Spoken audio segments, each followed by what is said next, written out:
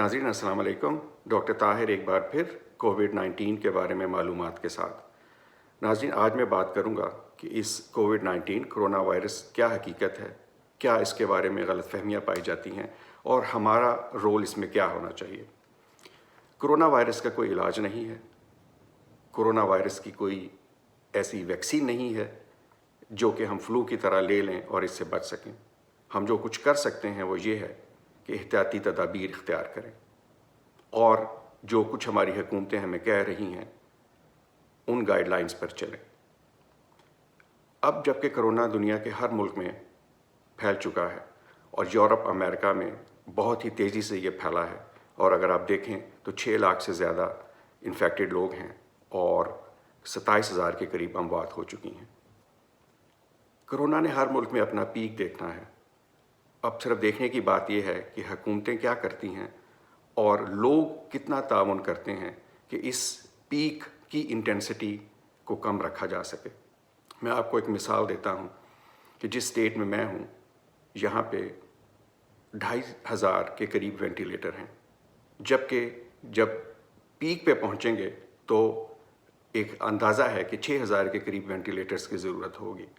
یہاں پر shelter in place آج رات سے شروع ہوا ہے اور اس کا مقصد صرف یہ ہے کہ یہ 2 اور 3 ہفتے کا ٹائم لے کے اس پیک کو ڈیلے کیا جائے اور اس وقت کو تمام سامان لینے کے لیے, جیسے کہ اگر ہاسپٹل بیڈ یا آئسولیشن بیڈز اور چاہیے یا وینٹیلیٹرز اور چاہیے, استعمال کیا جا سکے.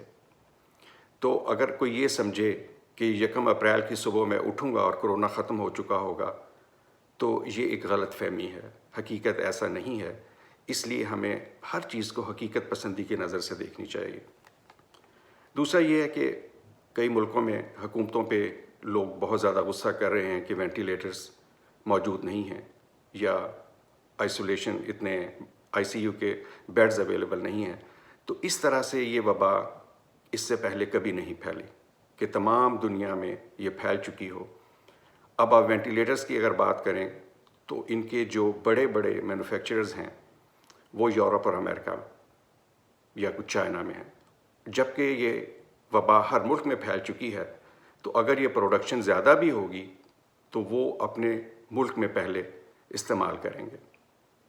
اس میں کسی حکومت کا کوئی قصور نہیں ہے. ہاں کچھ کوتاہیاں ضرور ہوئی ہوں گی کہ کسی نے ڈیلے اپنے یہ پروگرام شروع کیے, لیکن بہرحال جو ترقی یافتہ ممالک ہیں وہ بھی بہت زیادہ اس سے متاثر ہوئے ہیں اور ان حکومتوں کے لیے بھی بعض جگہ ان پہ قابو پانا بہت مشکل ہے.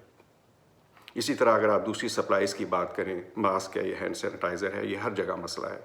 افسوس کی بات صرف یہ ہے کہ ہمارے ہیلتھ ورکرز جو کہ ہمارے فرنٹ لائن کیئر گیورز ہیں, جو کہ اس وبا سے متاثرہ لوگوں کا علاج کر رہے ہیں اور ڈائریکٹلی ان کے ساتھ ان کانٹیکٹ رہتے ہیں, وہ بھی ان سہولیات سے جنہیں PPE کہتے ہیں, پرسنلائزڈ پروٹیکٹیو ایکوپمنٹ, اس سے محروم ہیں. اور یہ بہت ہی دکھ کی بات ہے, کیونکہ اگر یہ health care provider, doctors, nurses یا دوسرا عملہ اگر یہ ان ایکوپمنٹ کے بغیر علاج کرے گا تو یہ بھی اس سے متاثر ہوں گے, اور اگر خدا نخواستہ ان کی اموات شروع ہو گئیں تو پھر عام لوگوں کی دیکھ بھال کون کرے گا. اس کی ایک وجہ یہ بھی ہے کہ لوگوں نے پینک میں آ کے بہت زیادہ ماسک خرید لیے, بہت زیادہ ہینڈ سینیٹائزر خرید لیے, گاؤنز خرید لیے, اور اس کا نتیجہ یہ ہوا کہ اب جن کو اصل ضرورت ہے وہ اس سے محروم ہیں. پھر ناظرین اس میں دیکھیں کہ ہائیڈروکسی کلوروکوئین یا کلوروکوئین کے بارے میں ایک افواہ پھیلی, کونین, جو کہ ملیریا کے لیے استعمال ہوتی تھی, کہ یہ ایک وائرس کا علاج ہے. اور اس کا نتیجہ یہ ہوا کہ پاکستان میں لوگوں نے جتنے ان کے میڈیکل سٹورز تھے وہاں سے لوگوں نے خرید لی, اب اویلیبل نہیں ہے. انڈیا نے اس کی ایکسپورٹ پہ پابندی لگا دی. یہاں امریکہ میں ایک اسٹیٹ میں گورنر نے یہ ڈائریکٹیو دیا ہے کہ ڈاکٹرز اگر یہ پرسکرائب کریں گے کسی اور مقصد کے لیے, یعنی کہ کرونا وائرس کے لیے, تو ان کے خلاف ایکشن لیا جائے گا. یہ دوا اب ملیریا کے لیے استعمال نہیں ہوتی, اس کا استعمال روماٹائڈ آرتھرائٹس کے لیے ہے. اگر یہ دوا لوگ اپنے گھروں میں اسٹاک کرنا شروع کر دیں گے تو پھر ان مریضوں کا کیا ہوگا جو مریض روماٹائڈ آرتھرائٹس کے ہیں یا دوسری ایسی بیماریوں کے ہیں جن کے لیے یہ دوا استعمال ہوتی ہے، وہ بھی تکلیف میں آ جائیں گے۔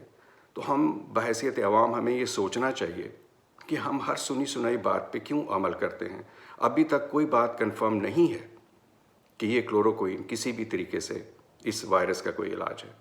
پھر اگر آپ دیکھیں سوشل میڈیا کے فائدے بھی بہت ہیں اور نقصانات بھی ہیں۔ فائدہ یہ ہے کہ آپ کسی بھی قسم کی معلومات جب چاہیں آپ اسے گوگل کریں، آپ اسے ریسرچ کریں۔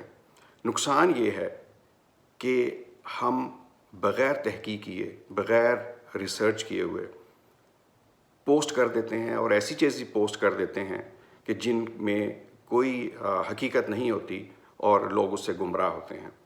ہمیں ڈاکٹرز کو ڈاکٹرز رہنے دینا چاہیے، ہمیں سیاستدانوں کو سیاستدان رہنے دینا چاہیے۔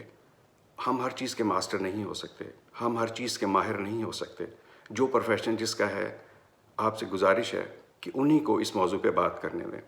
اب جیسا کہ کہا گیا کہ یہ وائرس گلے میں 4 دن رہتا ہے، اور اگر آپ سرکہ اور لیمو کو استعمال کریں تو وہ اسے ختم کر دے گا۔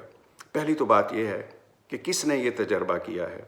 کیا کسی نے کسی مریض کا علاج کیا ہے جو اس سے انفیکٹڈ تھا اور وہ 4 دن سرکہ اور لیمو پینے کے بعد نیگیٹو آیا؟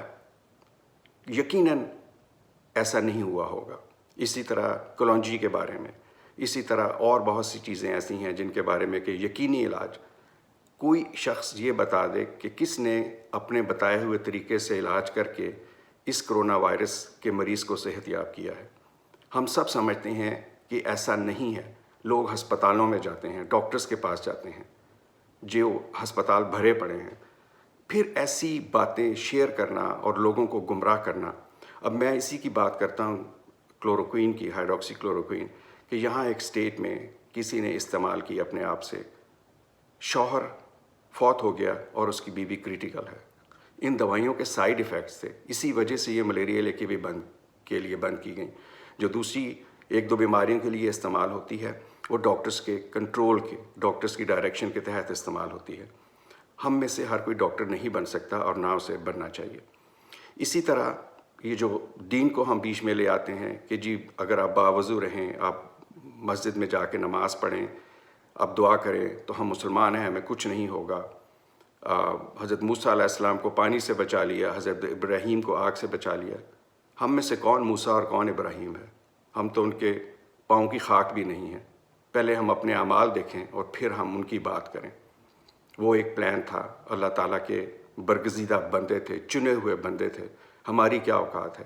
ہم تو وہ ہیں جو توہین رسالت کے نام پہ لوگوں کی جان لے لیتے ہیں، اور اسی رسول جس کی توہین پہ جان لیتے ہیں اس رسول کی ہم نافرمانی کرتے ہیں، اور نافرمانی کرتے ہوئے ہم کبھی یہ نہیں سوچتے کہ یہ بھی اس رسول کی توہین ہے کہ ہم اس کی کہی ہوئی باتوں پہ عمل نہیں کرتے۔ اگر یہ توہین رسالت ہے تو پھر ہم بھی توہین رسالت کرتے ہیں۔ ہم میں سے کتنے لوگ ہیں جو اپنے آپ کو مار دیتے ہیں کہ جی میں نافرمانی کر کے توہین رسالت کا مرتکب ہو رہا ہوں۔ آپ نماز پڑھیں، آپ دعا کریں، یقیناً دعا کرنی چاہیے اللہ تعالیٰ کے حضور، اللہ تعالیٰ ہمیں اس سے محفوظ رکھے، لیکن اللہ تعالیٰ نے ساتھ اس کی تدبیر کا بھی کہا ہے۔ اور وہ تدبیر کیا ہے کہ ہم اگر علاج کروا سکتے ہیں تو علاج کریں، ویکسین لے سکتے ہیں تو ویکسین لیں۔ اب چونکہ یہ دونوں اس پہ صادق نہیں آتی، لہٰذا باقی صرف بات یہ رہ جاتی ہے کہ حفاظتی اقدامات، اور وہ جیسا کہ پہلے ہے، آپ گھر سے باہر غیر ضروری نہ نکلیں۔ اگر آپ کو نکلنا بھی پڑے تو ایک دوسرے سے کم سے کم 6 فٹ کا فاصلہ رکھیں، بار بار ہاتھ دھوئیں، 20 سیکنڈ کم از کم اچھی طرح رگڑنے کے ساتھ، صابن کے ساتھ ہاتھ دھوئیں، ہینڈ سینیٹائزر یوز کریں۔ اور ہینڈ سینیٹائزر یوز کرنے کا طریقہ بھی یہ ہے کہ آپ ہینڈ سینیٹائزر اپنے ہاتھ پہ اسی طرح ملیں جیسے صابن ملا جاتا ہے، اور اسے اس وقت تک رگڑتے رہیں جب تک کہ آپ کے ہاتھ ڈرائی نہ ہو جائیں۔ اپنے ہاتھوں سے اپنے چہرے کو ٹچ نہ کریں۔ پھر یہ جو مشترکہ استعمال کی چیزیں ہیں جیسے ڈور نابز ہو گئیں، یا آپ کے ہارڈ سروسز ہو گئیں، ٹیبل ہو گیا، ٹوائلٹس ہو گئے، گاڑیوں کے دروازے ہینڈلز ہو گئے، یہ وہ تمام چیزیں ہیں جو کہ مشترکہ طور پہ لوگ استعمال کرتے ہیں، ان کو سینیٹائز کرتے رہنا چاہیے۔ پھر حکومت سے تعاون کریں۔ اگر حکومت آپ سے کہہ رہی ہے کہ گھر سے باہر نہ نکلیں تو آپ ان دنوں جن دنوں آپ کے پاس کام نہیں ہے، اسے آپ چھٹیاں سمجھ کے انجوائے کرنے نہ چلے جائیں بیچز پہ یا پہاڑوں پہ یا دوسری جگہ. اس کے پیچھے ایک مقصد ہے جو حکومت حاصل کرنا چاہتی ہے، اور وہ آپ کی پروٹیکشن ہے. اگر آپ حکومت کے احکامات کی خلاف ورزی کریں گے تو اس میں نقصان آپ کا ہے، جان آپ کی جائے گی. لہٰذا حکومت سے تعاون کریں اور جو کچھ آپ سے کہا جاتا ہے اس پہ عمل کریں. اس کا جو صحیح طریقہ یہ ہے کہ آپ دوسروں کی مدد کریں. پہلی تو بات یہ ہے کہ آپ اپنی امیونٹی بڑھانے کے لیے، جیسے میں نے پہلے کہا تھا کہ آپ سبزیاں کھائیں، فروٹ کھائیں، وٹامنس لے سکتے ہیں تو وہ لیں، فیٹی چیزیں نہ کھائیں. فش، دودھ، یہ وہ چیزیں ہیں جس میں وٹامن ڈی ہے. دھوپ میں آپ بیٹھ سکتے ہیں، تھوڑی دیر کے لیے بیٹھیں. یہ وہ چیزیں ہیں جو آپ کی امیونٹی بڑھاتی ہیں. اپنے سٹریس لیول کو کم کریں، آپ ایکسرسائز کریں، اپنی نیند پوری کریں. یہ بہت زیادہ ضروری ہے. اگر آپ کی نیند پوری نہیں ہوگی تو جب انسان سوتا ہے تو اس وقت اس کی امیونٹی جو ہے وہ ریکوری ہوتی ہے، اس کی جنریشن ہوتی ہے. اگر آپ اپنی نیند پوری نہیں کریں گے تو آپ کا یہ جو امیونٹی سسٹم ہے یہ انرجائز نہیں ہوگا. یہ وہ چیزیں ہیں جن پہ ہم عمل کر سکتے ہیں، اور ان پہ عمل کرنے کے بعد ہی ہم اس وبا پہ قابو پا سکتے ہیں. پھر جیسا کہ میں نے آپ سے پہلے کہا کہ یہ وظیفے، یہ اس قسم کے علاج یا سرکہ، لیمو یا دیسی، ان سے کچھ نہیں ہوگا. آپ اللہ کے حضور ضرور دعا کریں، ہمیں دعا کرنی چاہیے. اس کا ایک طریقہ ہے کہ آپ نوافل پڑھیں، عبادت کریں، اللہ کے حضور گڑ گڑائیں. یاد رکھیں کہ یہ قرآن، یہ ہمارے نفس کی بیماریوں کا علاج ہے، یہ ہماری جسمانی بیماریوں کا علاج نہیں ہے. ہم اسے اپنی جسمانی بیماریوں کے علاج کے لیے استعمال کرتے ہیں لیکن نفس کے لیے نہیں. اس میں جو کچھ ہے یہ ہماری ہدایت کے لیے ہے، اور آج یہی نتیجہ ہے کہ اس کو ہم نے چونکہ جسمانی علاج کے لیے استعمال کیا، نہ تو وہ بیماریاں ٹھیک ہوئیں، اور چونکہ ہم نے نفس کے علاج کے لیے استعمال ہی نہیں کیا تو ہم انتہائی نچلے درجے کے اخلاق کے حامل لوگ ہیں. اب چوری، چکاری، ڈاکہ، ملاوٹ، حق تلفی، کون سی بیماری ہے جو ہم میں نہیں ہے؟ اگر ہم قرآن پاک کو صرف نفس کی بیماری، اپنے نفس پہ قابو پانے کے لیے استعمال کریں، اور جو جسمانی بیماریاں ہیں ان کا علاج ان اسباب سے کریں جو اللہ تعالیٰ نے مہیا کیے ہیں. یہ دنیا اسباب پہ بنی ہے. ایسا نہیں ہے کہ بادل نہ ہو اور بارش ہونا شروع ہو جائے، ایسا نہیں ہے کہ آکسیجن نہ ہو اور آگ لگ جائے. یہ اسباب کی دنیا ہے. آپ بیمار ہوتے ہیں، دوا لیں گے تو ٹھیک ہو جائیں گے. دوا نہیں لیں گے تو ہو سکتا ہے کہ اگر ہلکی پھلکی بیماری ہے تو کچھ دن کے بعد ٹھیک ہو جائے اپنی امیونٹی کی وجہ سے، ورنہ ایسا نہیں ہوگا. اگر ایسا ہوتا تو اتنے زیادہ ہاسپٹلز نہ ہوتے. اگر ایسا ہوتا تو لوگ، کینسر کے مریض، کیا ضرورت تھی ان کو اتنے مہنگے مہنگے علاج کروانے کی؟ یہ سمجھنے کی چیز ہے. ان چیزوں پہ غور کریں، تدبر کریں، فکر کریں. اللہ تعالیٰ نے ہمیں عقل دی ہے، اسی لیے دی ہے کہ ہم ہر چیز کے بارے میں علم حاصل کریں، اور پھر اس کے بعد دیکھیں کہ اب صحیح ہمارے لیے کیا ہے اور اب ہمیں کیا کرنا چاہیے. ناظرین، میں امید رکھتا ہوں کہ لوگ بجائے اس کے کہ ایسی بے بنیاد باتیں فیس بک پہ شیئر کر کے لوگوں کو گمراہ کریں، اور اگر خدا نخواستہ اس سے وہ متاثر ہوں، ان کا کوئی نقصان ہو اور وہ اس کے ذمہ دار بنیں انڈائریکٹلی، بجائے فائدہ دینے کے ان کا بھی نقصان کریں اور بعد میں خود بھی گناہ گار ہوں، اس سے بہتر ہے کہ آپ اپنا کام کریں. آپ کا کام یہ ہے کہ آپ احتیاطی تدابیر اختیار کریں، آپ اپنے گھروں میں رہیں. آپ کچھ کرنا چاہتے ہیں تو ان لوگوں کی مدد کر دیں جو لوگ ان دنوں میں بے روزگار ہیں، جن کے گھروں میں کھانا نہیں ہے. آپ ان کو کھانا دیں، آپ ان کی مدد کریں، بجائے اس کے کہ آپ اپنے گھروں میں رہ کے فیس بک پہ یہ سارا کچھ پوسٹ کرنے کے بعد آپ لوگوں کو غلط راستے پہ لگاتے رہیں. یہ ہمارا وہ رول ہے جو ہم ادا کرنا چاہیے. اور اگر ہم انشاءاللہ تعالیٰ یہ تمام احتیاطی تدابیر اختیار کر کے ایک پازیٹیو، ایک مثبت رول اختیار کریں گے اور اس مسکنسیپشن، ان غلط فہمیوں پر دھیان نہیں دیں گے تو انشاءاللہ تعالیٰ ہم ضرور اس سے نکل آئیں گے. اس میں حکومتوں کے ساتھ ساتھ ہم سب کا کردار بہت اہم ہے. حکومت بھی کچھ نہیں کر سکے گی اگر ہم اپنا کردار بخوبی نہیں نبھائیں گے. مجھے امید ہے کہ انشاءاللہ تعالیٰ ہم ان تمام باتوں پہ غور کریں گے جو غور طلب ہیں، اور وہ کچھ کریں گے جو ہمارے کرنے کا ہے، اور جو اقدام گورنمنٹ کے کرنے کے ہیں وہ ان پہ چھوڑ دیں گے. اللہ تعالیٰ ہم سب کو اس آفت سے محفوظ رکھے. جو بیمار ہیں ان کو اللہ صحت عطا فرمائے، اور باقی لوگوں کو اپنے حفظ و امان میں رکھے. اللہ حافظ. ہے۔